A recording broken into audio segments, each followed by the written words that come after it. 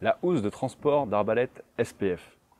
Cette longue housse de 1,75 m de long est composée de deux matériaux.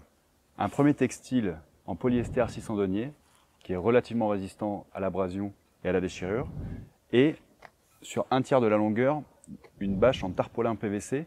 C'est le côté où on vient mettre les pointes de flèche, ce qui permet d'avoir une très bonne protection lors du transport au niveau des pointes de flèche. C'est un matériau qui est beaucoup plus résistant à la perforation notamment. Cette housse est composée de deux petites sangles de portage pour la main, mais également d'une grande sangle de portage au niveau de l'épaule, qui est réglable ici par une petite boucle en plastique.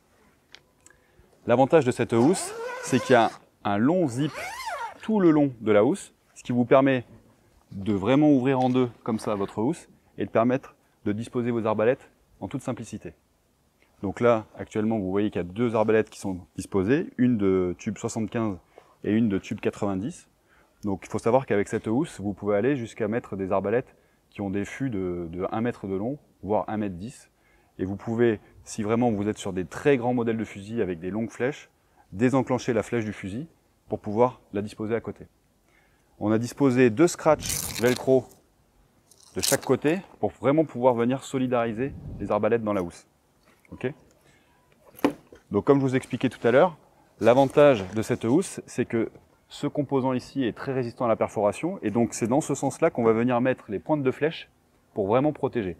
Je rappelle qu'il est toujours très important de venir sécuriser son fusil avec des capuchons de ce type. Donc là, c'est des bouts de sando coupés, pour vraiment éviter de se blesser quand on manipule, et éventuellement éviter de venir perforer également sa housse. Je voulais également vous montrer que vous pouvez tout à fait rajouter facilement un troisième fusil, toujours scratché avec les sangles, et fermer la housse. Une autre fonctionnalité de cette housse, c'est que si vous êtes avec des fusils plutôt courts, donc là par exemple deux fusils en 75, vous pouvez facilement, une fois que vous avez fermé votre housse, utiliser ces clips ici pour réduire le surplus de longueur de housse qui n'est pas utilisé. Voilà.